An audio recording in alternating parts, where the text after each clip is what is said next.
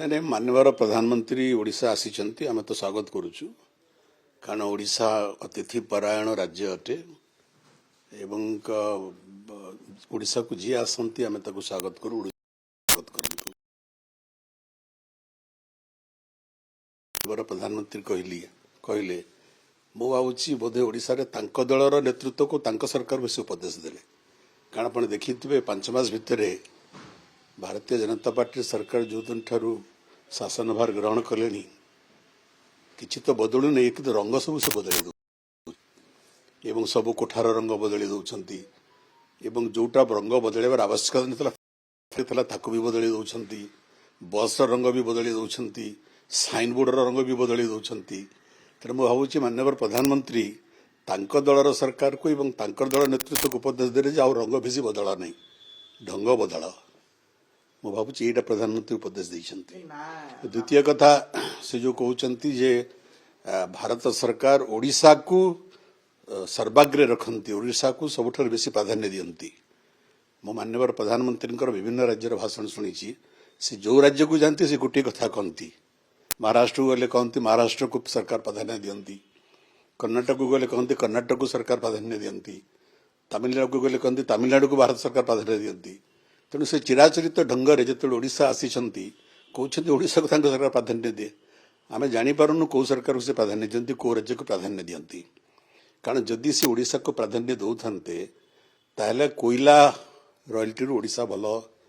राजस्व आदाय करुला एवं प्रति 3 वर्ष थे आगु कोयला रॉयल्टी रिविजन होता एवं पूर्वतन नवीन पट्टनायक सरकार बारंबार अनुरोध सत्वे विधानसभा बारंबार दाबी सत्वे पार्लियामेंट रे विजु जनता दल बारंबार अनुरोध सत्वे दाबी सत्वे कोयला रॉयल्टी रिविजन आज पर्यंत अनेक वर्ष है नहीं ओडिशा क्षति है नहीं तेणु कौ दृष्टि से ओडिशा को प्राधान्य दौरान मु बुझीपार नहीं नामकरण बदल माने सरकार योजना प्रधानमंत्री आवास योजना हो सड़क योजना हो ताकू बिजु पक्का माने मु पुणी से कथार पुनरावृत्ति करी से उपदेश बोधे निज सरकार से देले माननीय श्री मोहन माझी सरकार दायित्व ग्रहण कलापर रंग भी बदलुची एवं जो योजना माने नवीन पट्टनायक सरकार आरंभ करते से योजनार नाम भी से मैंने बदलुंट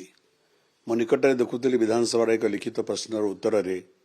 जे कम से कम 22टा योजनार नाम वर्तमान सरकार 6 मास भीतर बदल जो योजना नवीन पट्टनायक सरकार आरंभ करते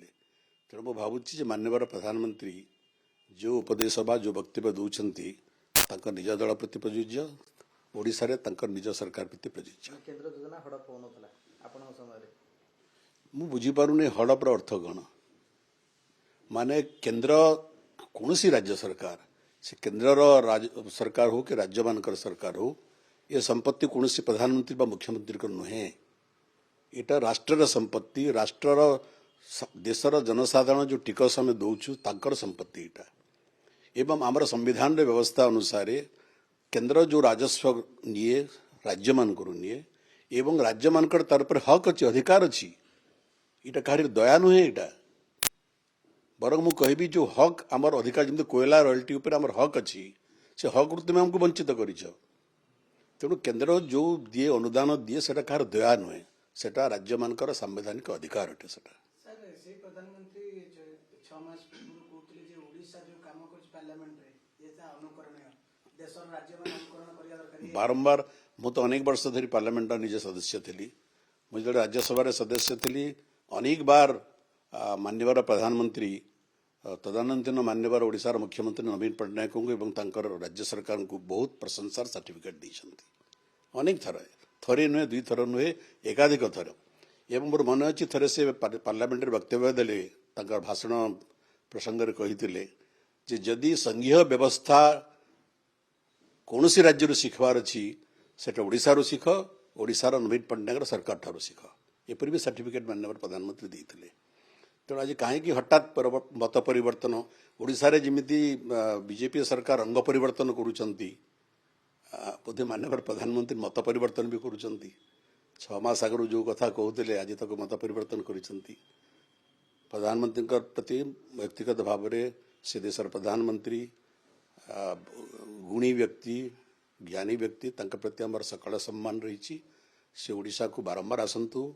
एवं ओडिशार विकासर पथकू आहुरी उन्मुक्त करंतु ये आशा ओडिशावासी रखिछंती। ସାର୍ ଗୋଟେ ଆଉ ଗୋଟେ କଥା ଯେ ପର୍ଯ୍ୟଟନ ଏବଂ ବିଭିନ୍ନ କ୍ଷେତ୍ରରେ ଓଡ଼ିଶାକୁ ବିଶ୍ୱ ମାନଚିତ୍ର ରଖିବା ପାଇଁ କହୁଛନ୍ତି କିନ୍ତୁ ଯୋଉ 5 ମାସରେ ସରକାର ଆମ ତାକୁଆ କଥା ଆସିଲା ଲୋକମାନେ ଏସବୁ କଥାକୁ ଆପଣ एटा भी विश्व मानचित्र ओडिशारे आंब टाकुआ खाई आदिवासी भाई भौणी मानकर मृत्यु होउची रोगाक्रांत होउचंती एटा भी विश्व रेकर्ड नुहे कि तेणु एटा भी विश्व मानचित्र रे आसीबो। तेणु प्रधानमंत्री ठीक कहउचंती जे ओडिशा को विश्व मानचित्र रे स्थान दिया जिवो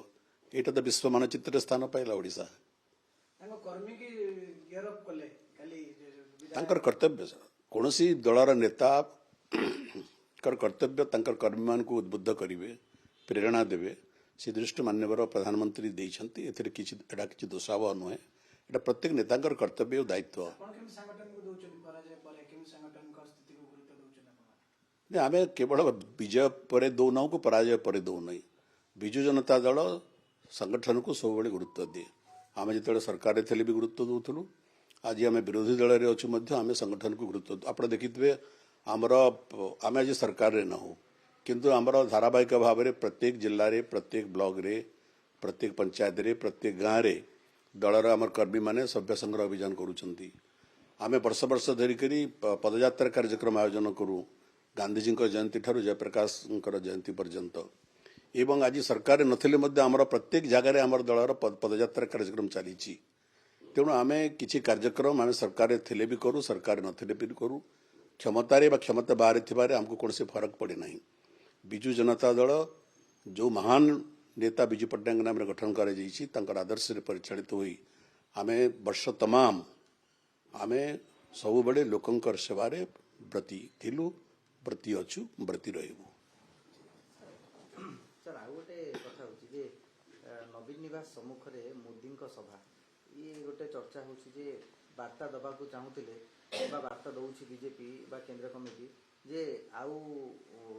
एठी बीजेडी नुहे बीजेपी ही सरकार गठन करिवो एबोली किछि मत दबाकू चाहूछन ना मु सेमती भावु नहीं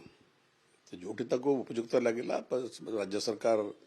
अनुमति देले सेठी से सभा कले से मान्यवर प्रधानमंत्री देशर मु भावुनी नहीं जे एथरे किछि उद्देश्य प्रणोदित होइथबो बोली भारतर जने माननीय प्रधानमंत्री ए प्रकार आचरण व मनोवृत्ति रखिथिबे मु अंतत व्यक्तिगत भाव विश्वास करे नहीं। तो बीजेडी आगु को पुनी बाउंस बैक करियो बोली आशा करे एडे निर्धार्य आपण जीवे वर्तमान 6 मास भितर आपण प्रत्येक ठीक अच्छे आज नवीन पट्टनायक ओडिशार मुख्यमंत्री नुहंती से आज विरोधी दल नेता आपण कैमेरा टीम धरी जातु सहर को जातु गाँ को जातु आपण से लोकंर मतामत पचारतु निरपेक्ष लोक मान गाँव साधारण लोक मान पचारतु जे नवीन नेतृत्व और अन्य मान नेतृत्व भितर केते पार्थक्य अच्छी केते तफात अच्छी।